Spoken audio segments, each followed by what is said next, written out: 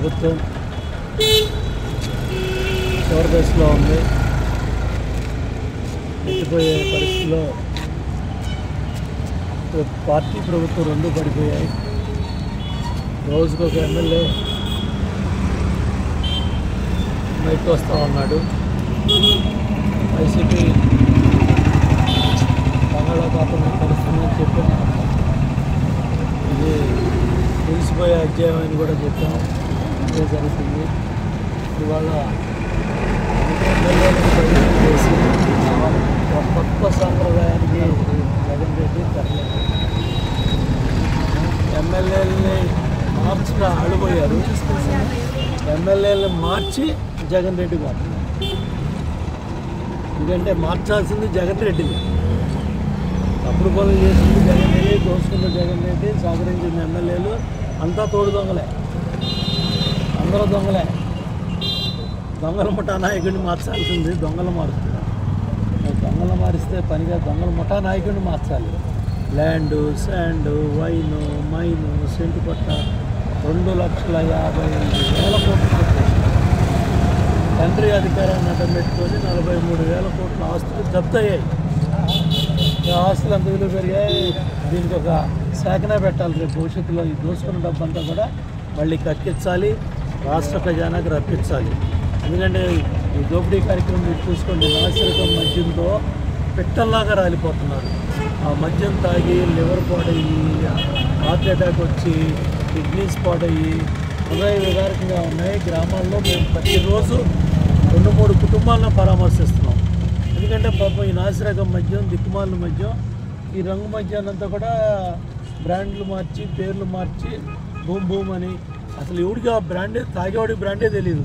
వెళ్ళి అక్కడ చూపిస్తున్నాడు, అదిగో అదిగో అది ఇవ్వు, ఇది ఇవ్వు, అది ఇవ్వు, ఇది మోటార్ సైకిలే. ఆ విధంగా ఉంది. ఇప్పుడే ల్యాండ్ టైటిలింగ్ యాక్ట్ కూడా చూసాం. ఇక కోర్టులతో కూడా పని లేదంట జగన్ బాబుకి. ఒక స్పెషల్ ఆఫీసర్ని పట్టేసి నీ ఆస్తిని 2 ఎకరాలు నువ్వు చూసుకోకపోతే 2 ఏళ్ళు ఎవడన్నా దాన్ని రిజిస్టర్ చేసుకుంటే 2 ఏళ్ల తర్వాత నీ ఆస్తి పోయినట్టే. నీ ఆస్తి పోయినట్టే. కోర్టుకి వెళ్ళే అధికారం కూడా లేదు. ఆ అధికారం కూడా తీసాడు చట్టం ద్వారా. ఇప్పుడు ఏంటంటే ఒక స్పెషల్ ఆఫీసర్ కన్సర్న్లో మన ఆస్తులన్నీ కూడా పెట్టేశాడు.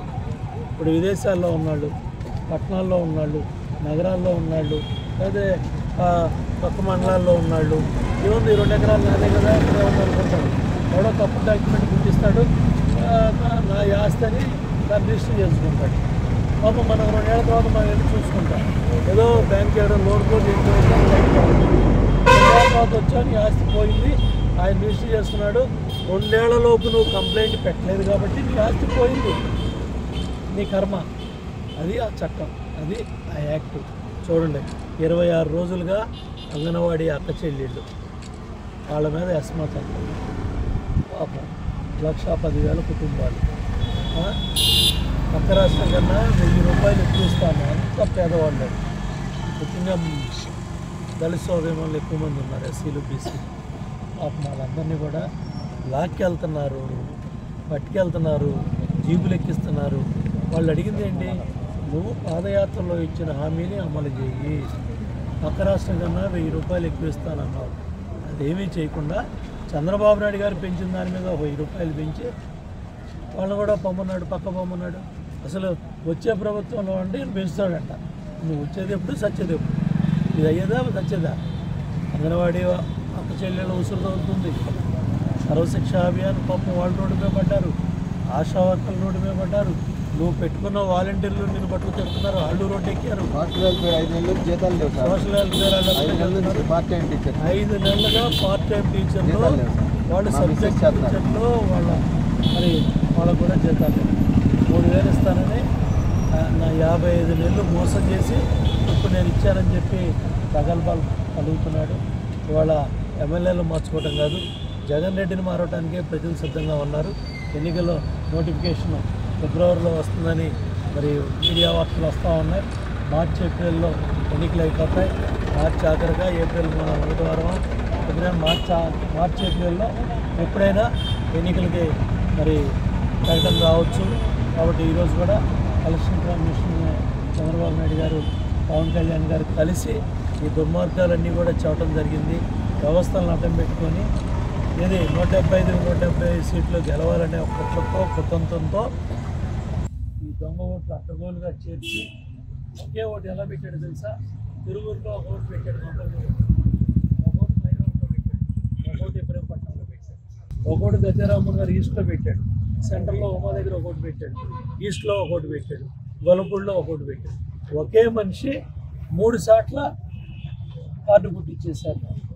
తిరుపతి ఉప ఎన్నికల్లో, లోక్సభ ఉప ఎన్నికల్లో ఏ దుర్మార్గానికి అయితే పాల్పడి 1,00,000 మెజార్టీతో గెలిచాడో అదే దుర్మార్గాన్ని 175 సీట్లో చేశాడు. ఈ అరాచకాలన్నీ కూడా ఒక కుటుంబంలో 3 ఓట్లు ఉన్నాయి, వీళ్ళ కానీ వీళ్ళ పిల్లగా 4 ఓట్లు ఉంటే 4 బూతుల్లో ఇసిరేశారు. అవి 4 బూతుల్లో ఇసిరేశారు. ఊరంటే ఈ మూల ఆ మూల చూసుకుంటారు. విజయవాడ మహానగరం కానీ, సిటీలు కానీ, పట్టణాలు కానీ 20-30 బూతుల్లో తిరగాలంటే అయ్యే పనే పెట్టే పని. అంటే ఏ విధంగా ఓట్లు స్కాటరింగ్ చేశాడు, ఏ విధంగా దొంగ ఓట్లు పుట్టించాడు. ఈ ఆర్టిఫిషియల్ ఇంటెలిజెన్స్ వాడి మెషిన్ లెర్నింగ్ టెక్నాలజీలు ఇవన్నీ పెట్టి అడ్డగోలుగా సజ్జల రామకృష్ణారెడ్డి, సజ్జల భార్గవరెడ్డి వీళ్ళందరూ ఆధ్వర్యంలో ఇవాళ ఎన్ని దుర్మార్గాలు పాల్పడ్డారో అన్ని దుర్మార్గాలు పాల్పడుతున్నారు. వాళ్ళు మీరు టీవీలో చూసే ఉంటారు. సజ్జల భార్గవరెడ్డి చెబుతున్నాడు 200 అంటే ఎన్ని యూట్యూబ్ ఛానల్స్, ఎన్ని ఇన్స్టాగ్రామ్. మరిన్ని వీడియోస్ కోసం ఛానల్ ని సబ్స్క్రైబ్ చేయండి. లేటెస్ట్ అప్డేట్స్ కోసం వాట్సాప్ ఛానల్ ని ఫాలో చేయండి. అండ్ లింక్ డిస్క్రిప్షన్ లో ఉంది.